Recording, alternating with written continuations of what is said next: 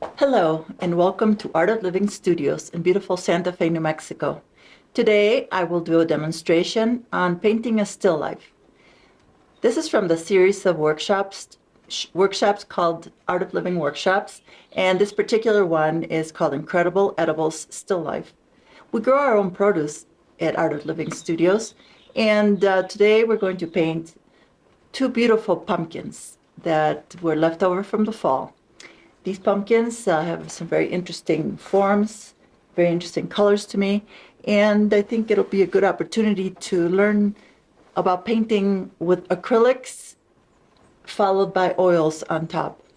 This allows for the painter to have an underdrawing that doesn't keep fluctuating, especially frustrating for the beginner and the intermediate artist.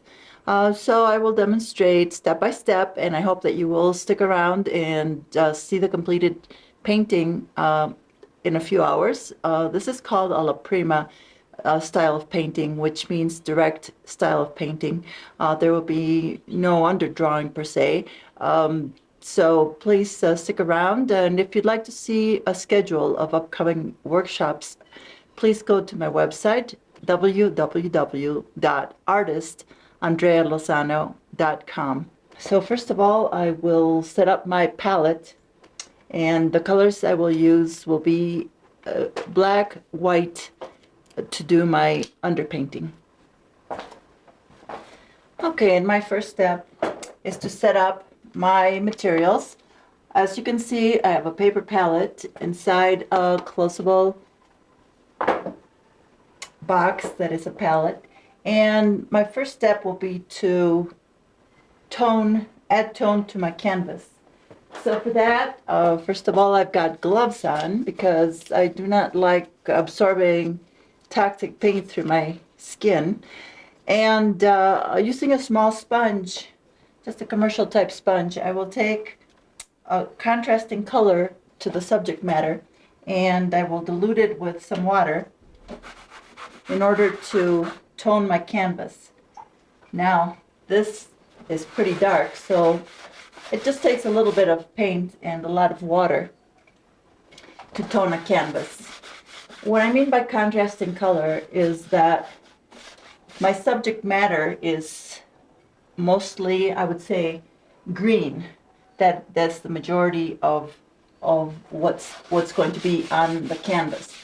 So I look at my color wheel, and I know that reds are opposites of greens. They're opposite in the color wheel. They're the most different from each other. And that is why I chose what's called an Indian red, which is not a bright red, but it has a lot of browns. And I'm going to basically tone my canvas, which was too white, too scary, too perfect. Not that I've quote unquote messed it up. Now the canvas knows I'm the boss, right? Not only that, now we have a middle tone so that we can work on the light and dark tones. The middle tone is already there, so most of our work, believe it or not, most of the work is done. I like starting a painting feeling good about even the base of it. So I'm making my strokes interesting to me. The object is to paint beautifully. Maybe it's not a beautiful subject matter all the time, but paint it beautifully at every step. Even when it's just toning your canvas, appreciate the beauty of the strokes that you're making. And you'll be happier at the end. It all adds up. The viewer will see only the last layer of your painting, but it is all there. It is all affecting the final outcome. And you never know. Some of these initial strokes might even show through the painting. You may decide to keep them. So I'm pretty happy with it. Because it is wet, the strokes keep disappearing into the canvas. There we go. I will rinse my sponge, so I have it for the next time. And next I will set out my black and white acrylic to find the darks and the lights and the major composition for this painting. Hello and welcome back to Art of Living Workshop, Incredible Edibles 1, painting pumpkins today, left over from the fall. As you can see, as I showed you prior, I tinted my canvas with acrylic, and looking at my subject matter, I determined that the opposite color, or the opposite complement of green is red. I used the muted Indian red to tone my canvas. And the next step was to take my black and white acrylic paint and to establish the composition on the canvas. I have already determined what are my darkest areas, my lightest areas, and of course the middle ground is the background. At this point I have a dry painting. The acrylic paint dries very quickly, and so I won't be shifting as I paint with the acrylics. I can always return to my underpainting by wiping off the oil. So basically here it is. I won't be struggling with the details with the placement because this has already been established. Now I can have fun with color. Next I will set up my oil paints on my paper canvas, on my paper palette I mean, and I will see you in a little bit. Okay, so I'm back and I have changed my mind. I'm not going to use my paper palette, I'm going to use this palette. And what I've done is I've placed little dots of paint. I usually would use more paint, but I'm uncertain right now how much I will need of each. And yes, I am being a little price conscious with the paint right now. Though in general, you don't want to use pea-sized bits of paint. These are oil paints. I'm using Utrecht, the brand. And what I've done is I've placed the darker tones on one end and the lighter tones on the other end. I've got burnt umber, indigo blue, and the other one is phthalocyanine green, alizarin crimson. Then we've got Venetian red. I've got cadmium red medium, yellow medium, I'm sorry. That's how I know I'm shifting to painting mode. I can hardly talk. This is the cadmium yellow medium. I decided to save myself some time with this unbleached titanium white, which is sort of a beigey white. And then we've got the whitest white.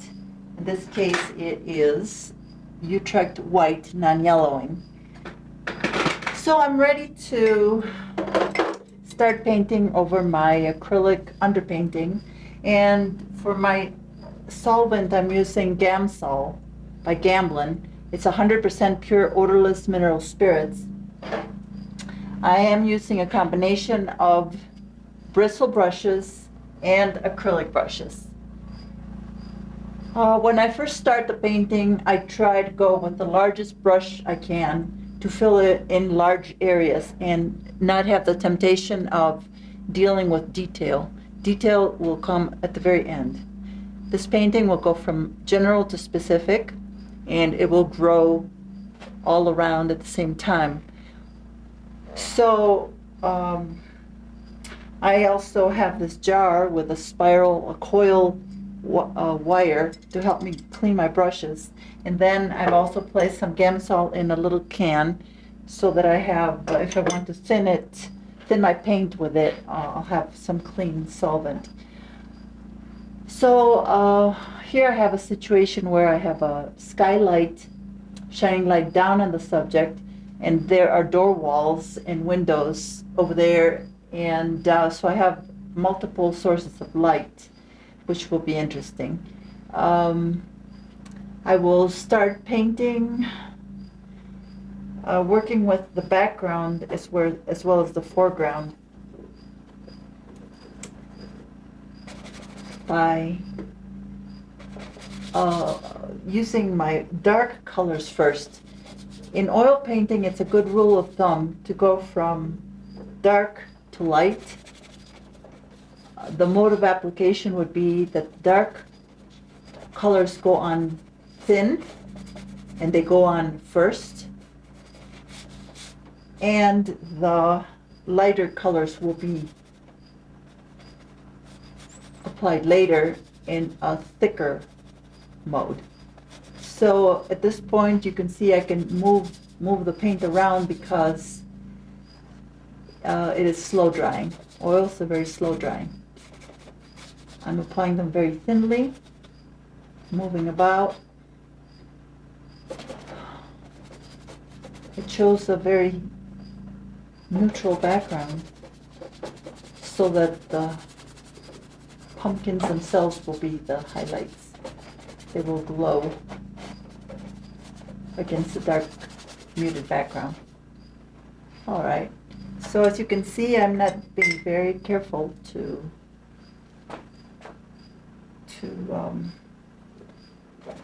paint any detail. I'm mostly establishing still the tones. It's also a good general rule of thumb to start with the background and move forward.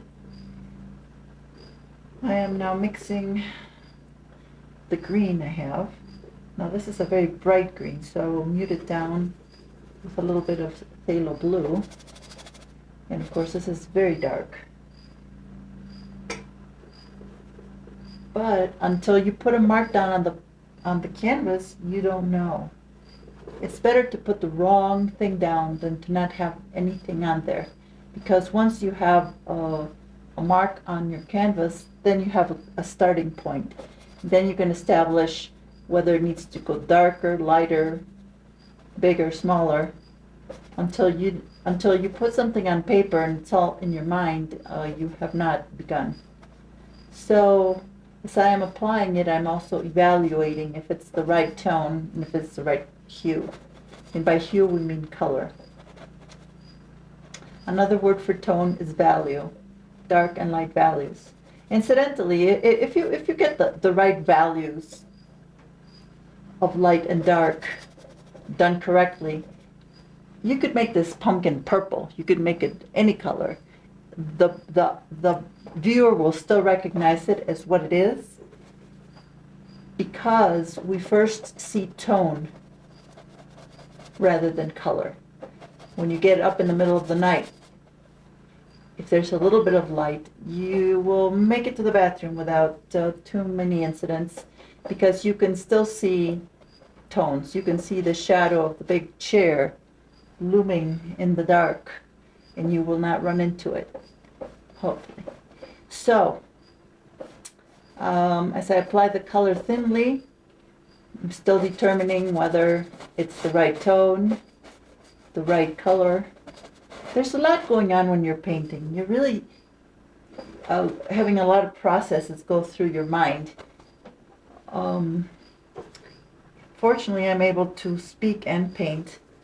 Some artists can't do that. They are fully engaged in one mode of the brain and not the verbal also. So fortunately for both of us, I will be able to speak, maybe not very well, but we'll manage. Anyway, another thing I keep forgetting is to hold the brush. These are long handle brushes, to hold them from the end. I don't know how I end up down there, but it's not a good habit. And I'm just letting you know, I'm not perfect. I make mistakes and I correct myself. What I try to do with my classes is to help students help themselves, how to catch errors and how to be able to correct their course of action. So I do the same with myself. You know, it's like, oh, Andrea, why are you holding the brush like that? Oh, Andrea, that's too dark. Oh, Andrea, wait, stop. You're going too fast. You're going too slow. It's a constant dialogue that you're having. If you don't do it out loud, then people won't think you're crazy. Just keep it to yourself. Or out loud, who cares? Look, being an artist, you have artistic license to be different. Right? Okay, so as you can see, it's coming to life, little by little. I'm not focusing on any one area. I'm moving about. And again, I'll have plenty of chances to make corrections. It's a lot to do, you see, it's really a lot. So you have to be okay with the process. You have to be okay with it looking wrong. And not start saying, oh, this is no good, I'm not a good painter, I'm failing. Don't do that. Just say, it's in process. It's a baby. Babies that are unborn and in the womb, they're not a pretty sight, but we wait. We wait till they're fully developed. So, at this point, I'd like to just have something down. Like I said, I will make corrections later, but I'd like to see all the surface covered.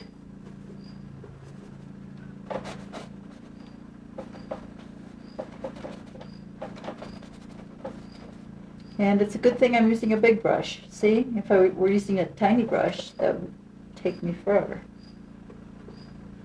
I will mark where I see my strongest highlights, just so that I know what bump I'm working on. See, to me this is like a portrait. It just happens to be a pumpkin. But I want to get all its wrinkles and all its curves where they are, and maybe if not all of them, at least the major ones. And notice I'm not focusing on any little details. It's mostly getting the lights, the darks. Let's see.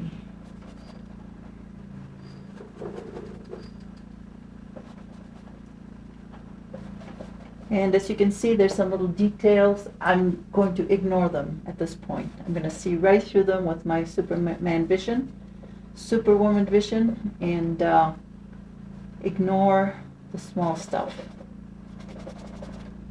Because the little details, the little stems, really sit on top. And what did we say? We're working from background to foreground, so we're moving forward. At this point, the paint is still applied thinly.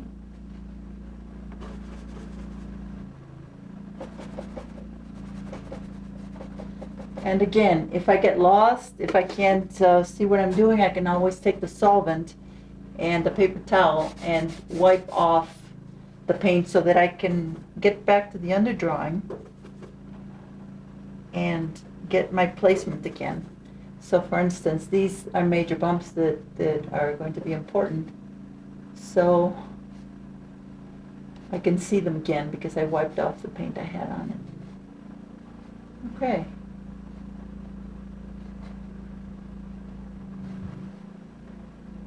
But about now I'm thinking, why didn't I pick a smooth tomato instead?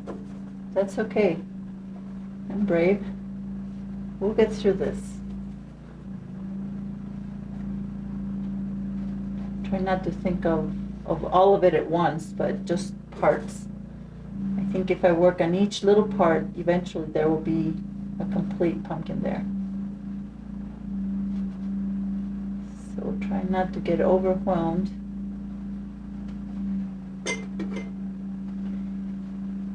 And try, if possible, to make it beautiful at each stage. Okay, hold your brush back.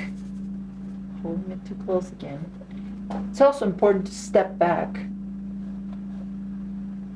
and look at it from a distance. You get a different perspective once you move back.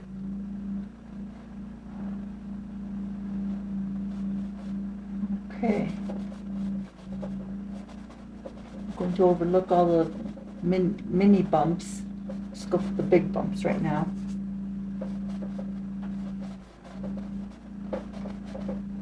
And I really want to move on to the next object so that I start to establish a relative value between them. Everything here is working off each other. Now, remember that light is being reflected from the object, the light that is hitting it from above and from the sides is reflecting off of the surface.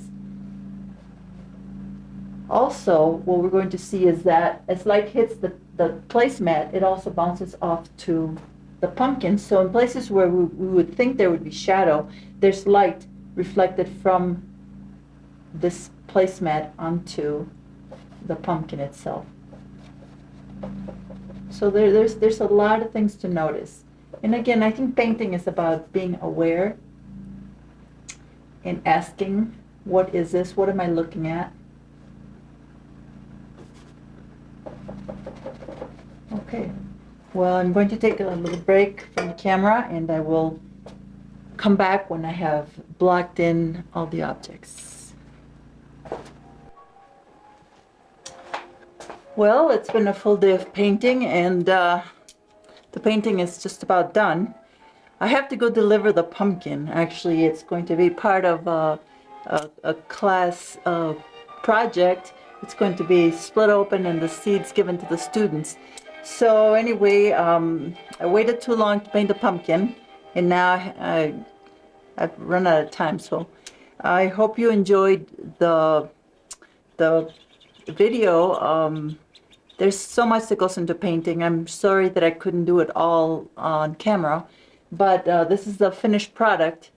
And as an artist, of course, I'm never totally satisfied, but I think considering the time that it took, maybe 4 hours, you know, it's the beginning of a series. So anyway, I will be trying to put more of these videos on YouTube, and in the hopes that you will join me in person live at Art of Living workshops. Thank you for watching.